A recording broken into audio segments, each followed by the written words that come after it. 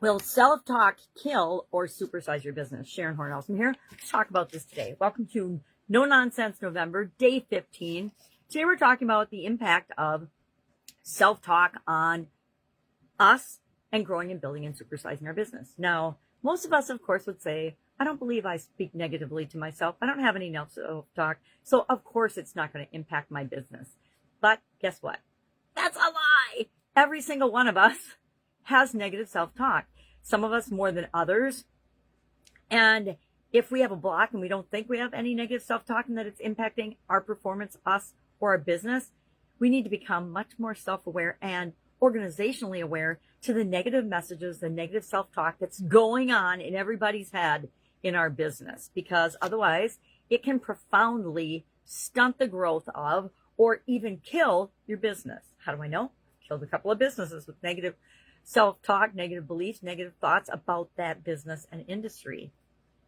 So today's topic is speak to yourself with kindness and master your mindset and the messages that you're sending to yourself in order to build up, grow, and build not only your business, but the people that are a part of your business, because none of us creates anything significant on our own. Now, you might be saying, oh, but I'm this tremendous author or coach. Well, you usually coach other people, or whatever the thing you're saying is, and I don't need any other people. Well, yes, we all need other people. And so I don't even entertain those comments anymore, or questions or concerns. It's like, okay, the level of self-awareness is so low, even of lower than mine. We can't work here. All right, so today, catch yourself. And our action item today is just to pay attention to the messages and the thoughts that you have specifically about your business and about what you're capable of, about your industry, about everything. And just brainstorm and write down a bunch of those today. Just the thoughts that pop into your head. And realize many of them will just be outright wackadoodle crazy, but you'll think it and you'll write it down because you realize, oh, 10% of my thoughts are just absolutely nuts. And why would I ever think them in my head, much less say them out loud or believe them? Because they're playing in the background and they're being fed into your subconscious all the time. Kind of scary. So you want to make sure that they're feeding you good, positive things, not negative, doubtful, fearful, stay in your comfort zone, stay in your lane. You're not good enough. You don't deserve BS things, right? How do we go about doing that? Well, we first and foremost have to notice them. The beliefs our beliefs, which come from the messages and thoughts that are playing in our head, lead to our behavior, what we will or will not even consider doing, what we'll even allow ourselves to see. There is so much bias built into each and every one of our brains, and it's all put in there intentionally, not intentionally, unintentionally, but lovingly to keep us safe. Our subconscious just wants us to stay in our own little bubble of security forever and never step outside of that. And guess what?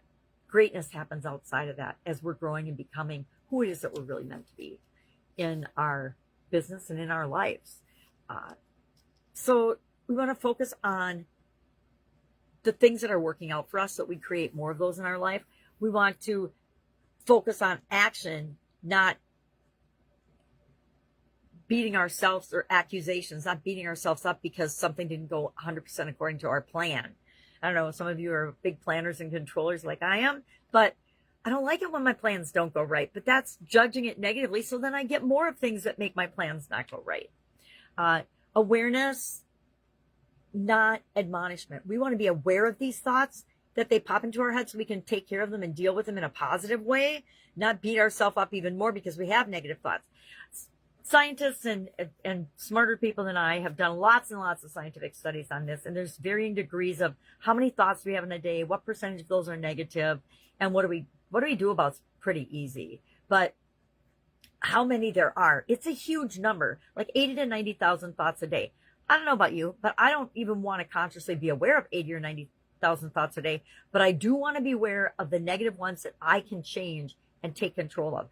I don't want to worry about all my bodily functions. Please, subconscious, keep doing that for me. But I do want to hear every time I think I'm not good enough or I don't deserve or that opportunity isn't for me. Lots of opportunities aren't for us and use it as a filter based on our core values. But I don't want to be turning away opportunities or not even seeing them because I have blinders on about what our business should or shouldn't do.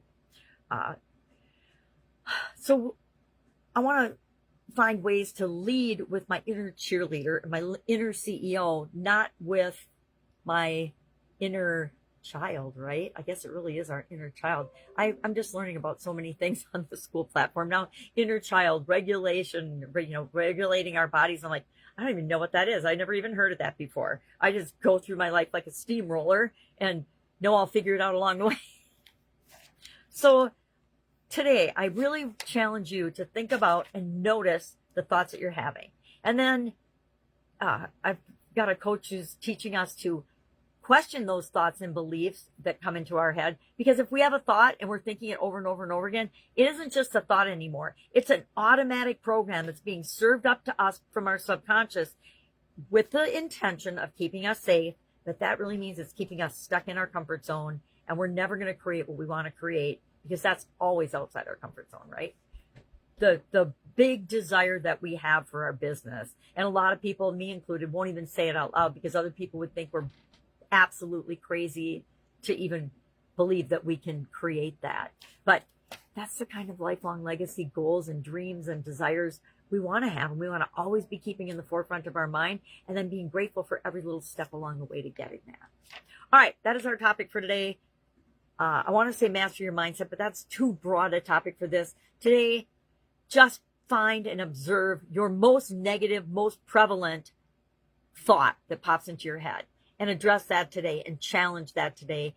Be an inquisitor about that today. Ask it questions, because when you ask it questions and challenge it, that's the first step to dissolving its power over you and your subconscious and breaking through to the next area of scale and success that you want for you, your life, and your business. All right, have an amazing day. If you need help or have any questions about this, hit me up. Saturday in my neck of the woods, so I am available to help. And it sounds like all of the people in my household have got colds and are sick, so I will definitely be available to help because I'm going to stay away from them. All right, have an awesome day. I'll, of course, be with you tomorrow.